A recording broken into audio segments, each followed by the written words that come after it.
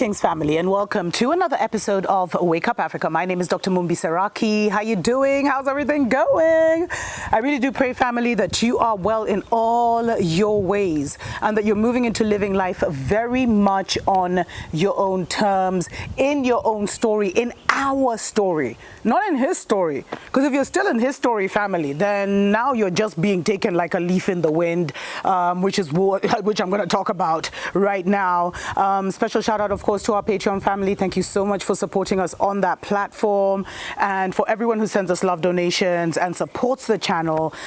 We really do appreciate, love you so much. One special shout out I'd like to give is to Ron Dalton. He is actually launching his super famous documentary in Africa for the first time in South Africa on May 20th at the Mont Casino, Johannesburg. If you'd like to see a trailer, there's so much shadow banning of our truth blazers, family, but definitely check out my Instagram, Dr. Mumbi Seraki, or my Twitter or my Facebook, Mumbi Seraki, etc., Dr. Mumbi Show. I'll definitely put the trailer there. If you know anyone in Johannesburg, family, please show up and show out.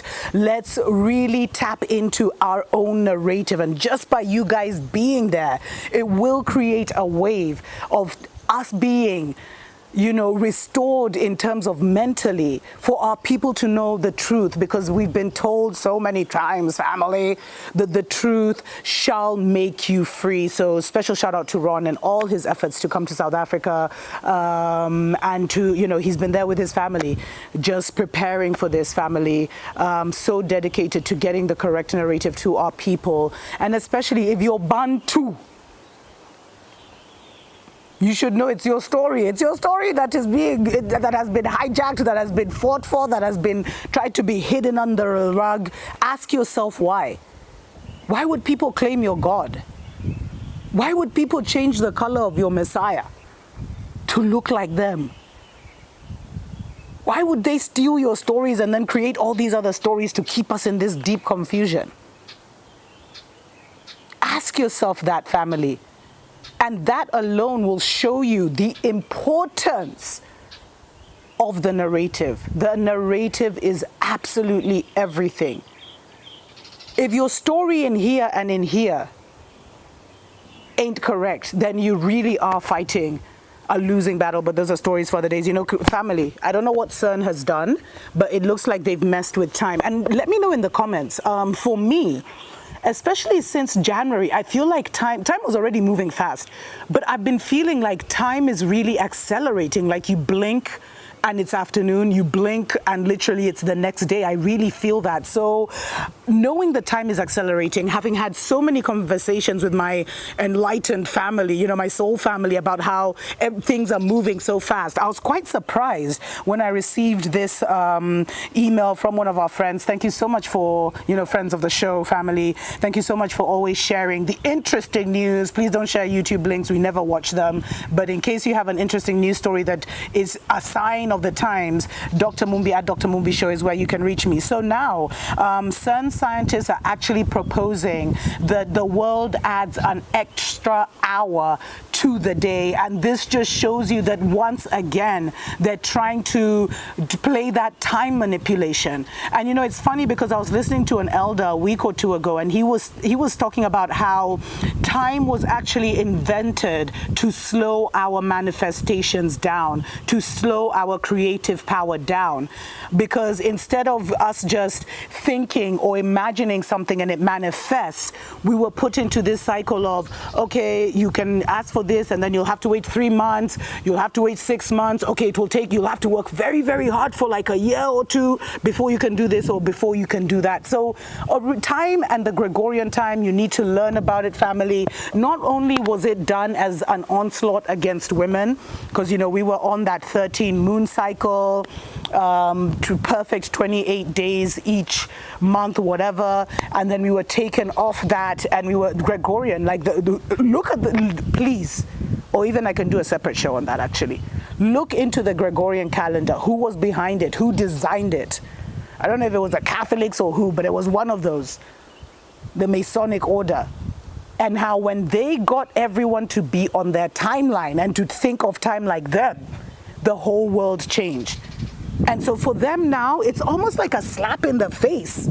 For them to now say that they want to increase the day by an hour, for me what I felt is they've tampered with something, with the whole CERN accelerator, because this came actually from the CERN scientists, and they were saying, scientists at the beta experiment in CERN's antimatter factory have made the most precise measurement yet, which could result in the day lasting an hour longer.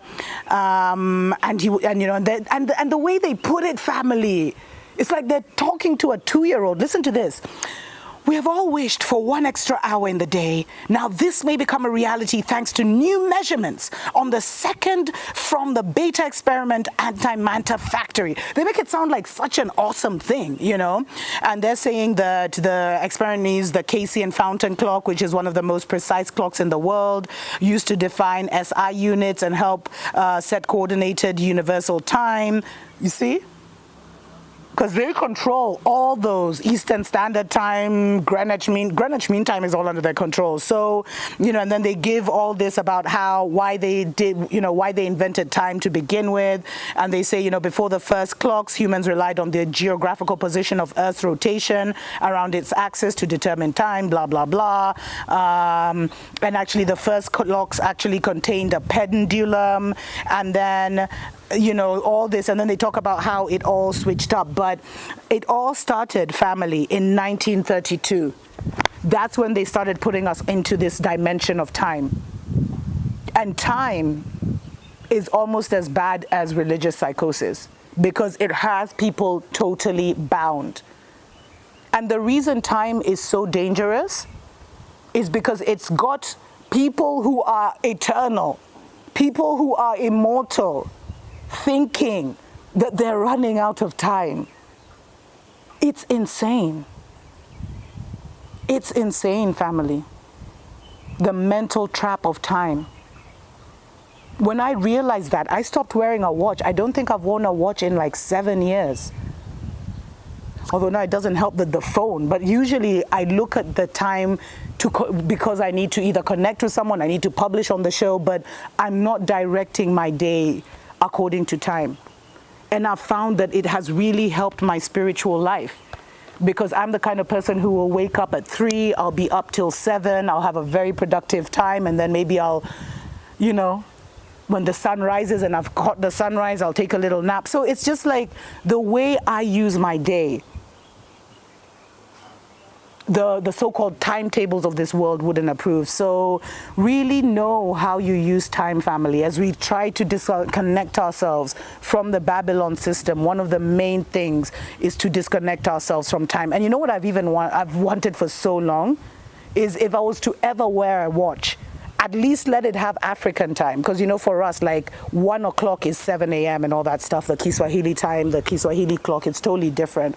But at least let it go anti-clockwise, which is the real natural rhythm of the world. But those are stories for other days. If you are in Johannesburg, family, mark the date, May 20th, 2023, when an incredible narrative of our story will be shared at the Monte Casino in Johannesburg. Doors open at 11 a.m. The screening will be at 1 p.m. and there'll be a very exciting Q&A and kind of interaction and bonding after. Be a part of this historic turning point in our liberation and reunification journey. Tuko pamoja.